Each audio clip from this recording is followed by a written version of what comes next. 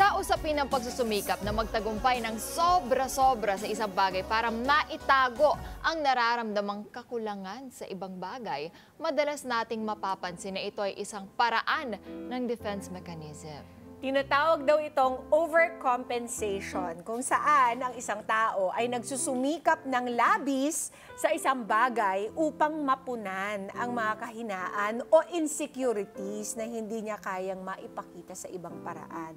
At minsan, ang ganito pag-uugali, nagre-resulta daw sa sobrang kasipagan. Ang ganda. Uy, okay to. Okay yun, di ba? Perfectionism. Maganda yan, Oh.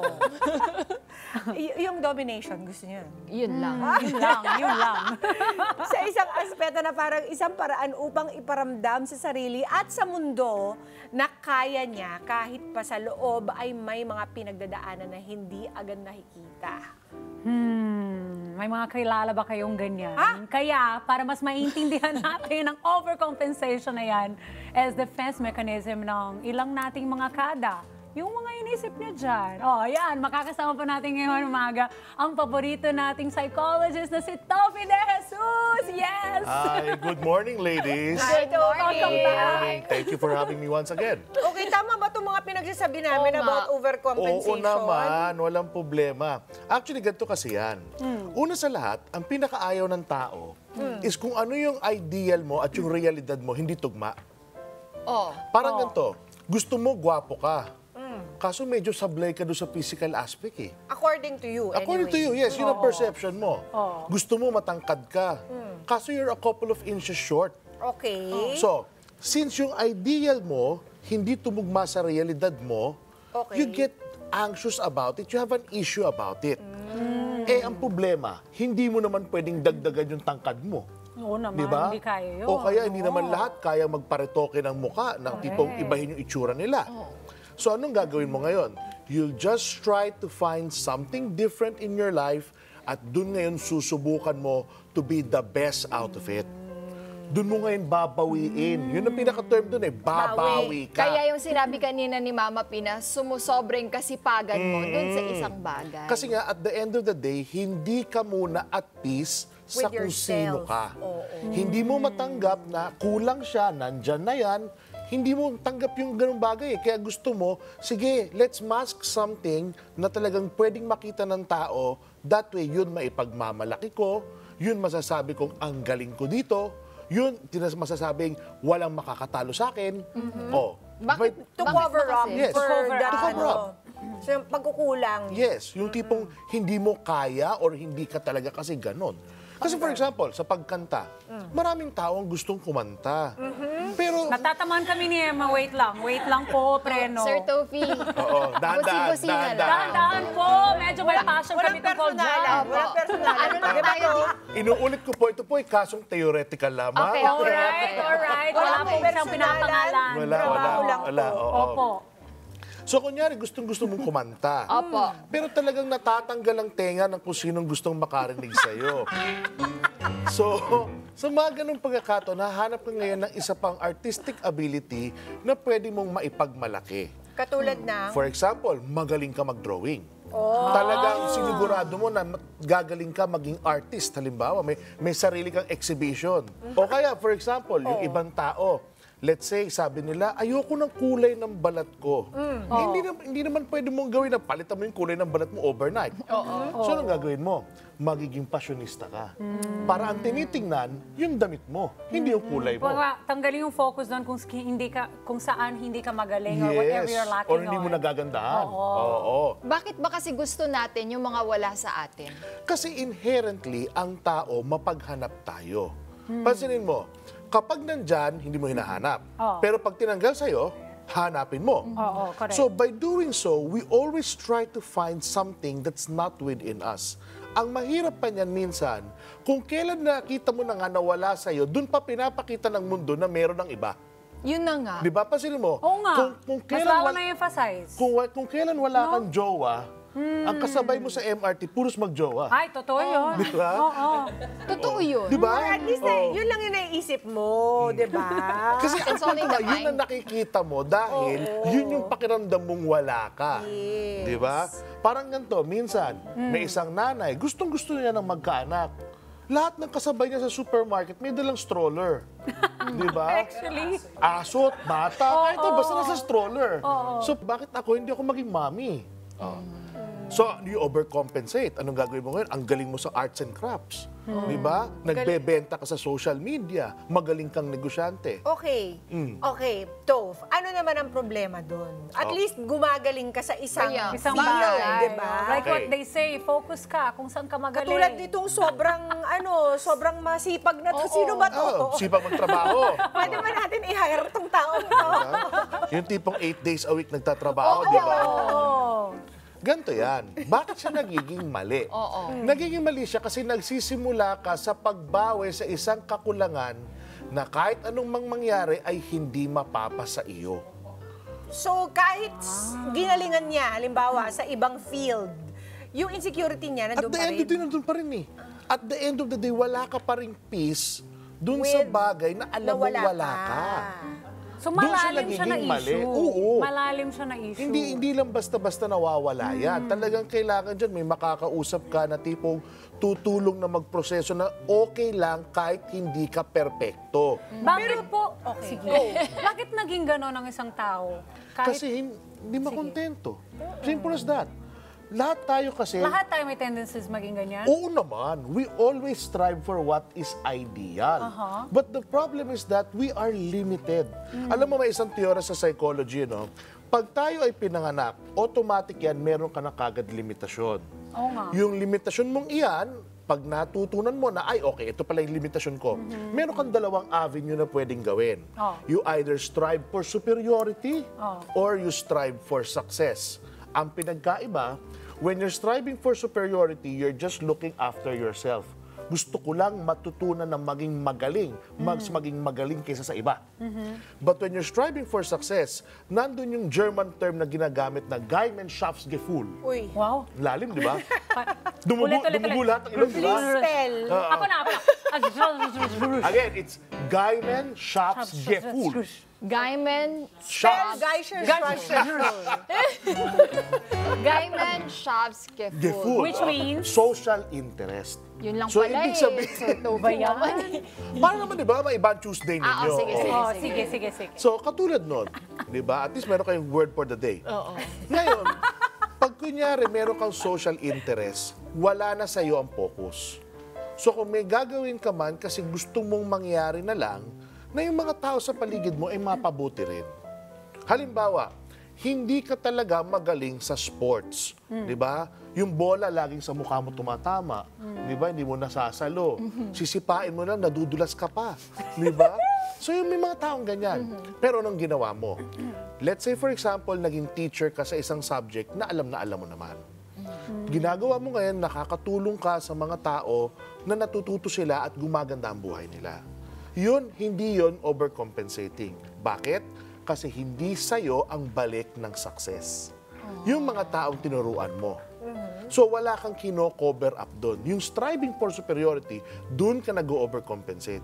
Kasi gusto mong panatilihin na, okay lang na hindi ako magaling doon, pero ngayon mapapatunayan ko, mas magaling ako sa'yo sa ganitong bagay. Para ka nakikipag-compete na. Ang masama nga doon, patuloy kang nakikipagkompetensya sa isang sitwasyon na wala naman nakikipagkompetensya sa'yo. Ikaw lang. Yeah.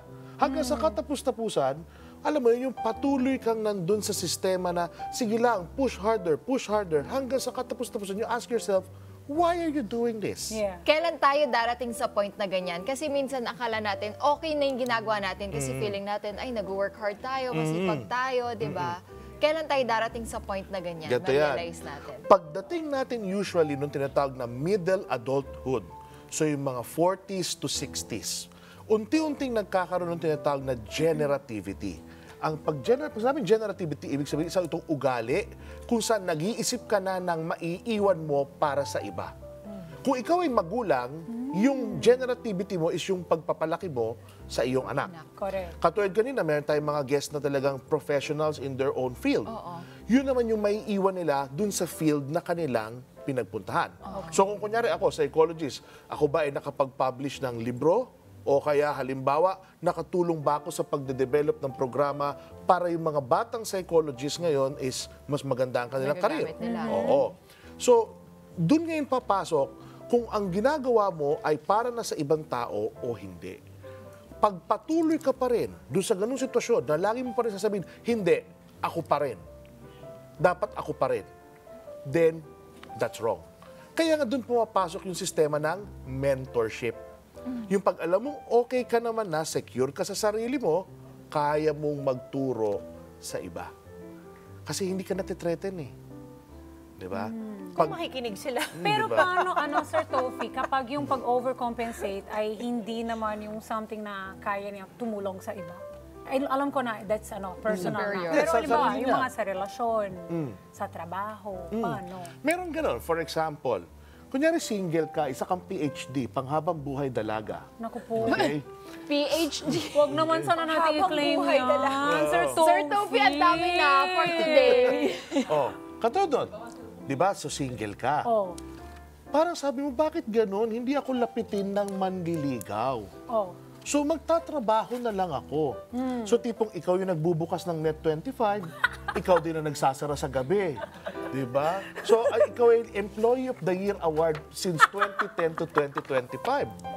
Oh. Pero no jowa forever. Hindi wala kang jowa. Pero may pagmamalaki mo ang trabaho mo. Oo. Ang tanong ngayon, bakit ka patuloy na Para nagpapakasagasa sa trabaho Kaya mo? nga, oo.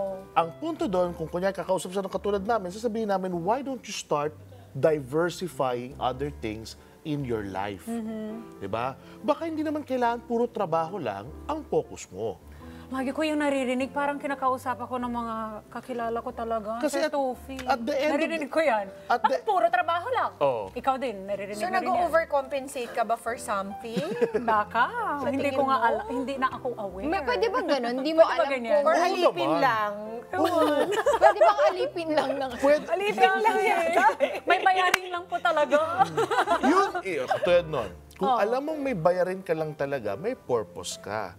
Pag natapos mo yung bayarin mo, maglalaylo ka. Oo, mag-rest. Kasi tapos ka na eh, alam mo na eh.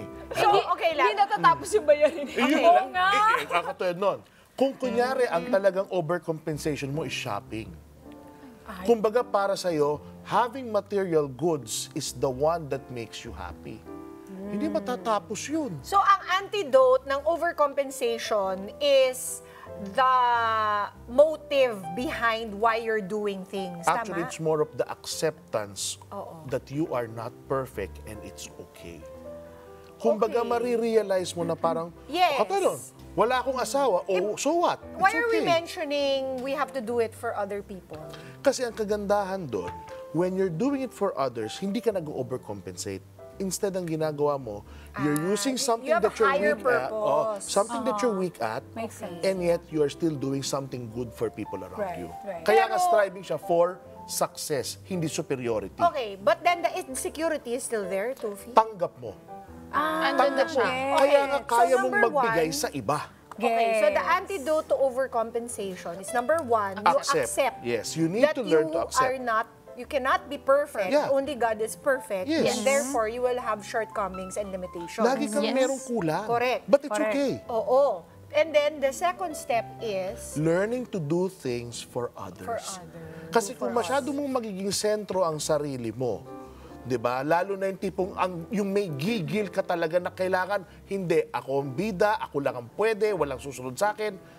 That's not gonna make you happy. You might have all the accolades in the world. Marami kang award, pero all those awards will always remain empty. I think in kahit ano man yung disorder nila, overcompensation man yan or hindi, dapat meron laging motive for others. Yes. Yes. Kasi at the end of the day, we are living interdependently on one another. Ang kagandahang magagawa ng isa ay pwedeng kumalat sa ibang taong nasa paligid niya. Like yung Ang tanong na lang, halimbawa, ikaw, may nakita ka talagang isang tao, pwede ba yun? Mapapansin mo naman yun, no? Yes. Kasi mafe-feel mo na may something dito eh. Yung May tipong insecure. napakataas ng drive, hindi marunong makontento, hindi marunong tumigil. Oh. So, paano natin sila tutulungan? ORA, remember this, observe, reflect, ask. Di ba? First, give an observation muna. Kailangan meron kang nakita. Okay? Halimbawa, si Dara. ako, Oo. sige. Kunyari, gawin niyo pumunta akong, ako sa bahay niya. Case study, okay? Nakita ko ang sapatos niya, 500 pairs. Oo, totoo yun. Sabi ko na nga ba? Then, So, observe. tatanungin mo ngayon, Oh. amiga, okay ka lang ba? Hindi, huwag mo gaganin. Ay, ay, Pag meron binanatan pa mo akong agad na okay ka lang 490 ba, Defensive na agad yun. mag-ano yan, magde-defend yan ng sarili niya. Okay, okay. I noticed that you have 500 pairs of shoes. Yes, dun mo nga, no? Do you need more? Yes, pwede yun. Yes. Di ba? Pag kunyari, bumanat ka ngayon, sabi mo, napansin ko lang, dito sa bahay mo, mas marami pa ang sapatos kaysa pictures ng family mo. Ayun! Maganda yan. O kaya napansin ko lang, Maganda yung ganun na na tipong, mas marami ka pang oras na ginugugol sa trabaho mo kaysa sa kahit na anong bagay sa iyong buhay. Okay, And then, that's the observation. no, observation is ikaw lang. Okay. Letter R na yon, i-reflect mo sa kanya. Binalik mo sa kanya. Then that's the time that you do letter A, which is to ask, given the situation, ano ba talaga ang naibibigay niyan sa'yo? Ano ba talaga ang naitutulong niyan sa'yo? Para yung lesson makukuha na Just agad. remember, it has to be an open-ended question, mga kada. Hindi pwedeng answerable by yes or no. Kasi katulad nun, kung tatanungin mo, kailangan mo pa ng mas maraming sapatos, sasagutin ka lang yan, yes. Kasi that is what defines me. Yes. Diba? Yes, more! That is what hides whatever it is she's Yes. trying to cover up, di ba? Diba? Totoo, wala siyang crib, pero marami siyang sapatos. Diba? Ganun ang style doon. Bakit kasi dami mo sapatos? Di ko ma-compensate sa iba. Wala kasi akong anak. Wow! Biglang ganon. Teka, there's something here. Lumalabas.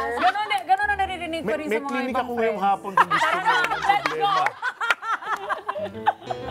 Pero usually ganon din yung sagot, di ba? Yung So, parang, noted. wala akong anak. Aura. Wala akong ibang Observe, pagkakasal. reflect, Ask. ask. Yan. At saka, yun na nga, ang tunay na sukatan ng success ay hindi Yung ikaw ang naging bida, but rather kung paano mo natulungan ang Ang ibang iba. tao. Love it! I love that. Oo. Love it. nice one, Tofi. Thank you very much for that reminder. Always a for pleasure all to of be here. us. I'll see you later, ha? Oo, Magpakonsulta na pencil talaga book na ako. kita. Kaya ito na, saan ako pwede magpakonsulta sa'yo, Sir Tofi? Ayan, sa ating mga kada na tipong 1,000 ang pares ng sapatos, o kaya tipong nagbubukas ka ng network mo alas 5 pa lang na umaga.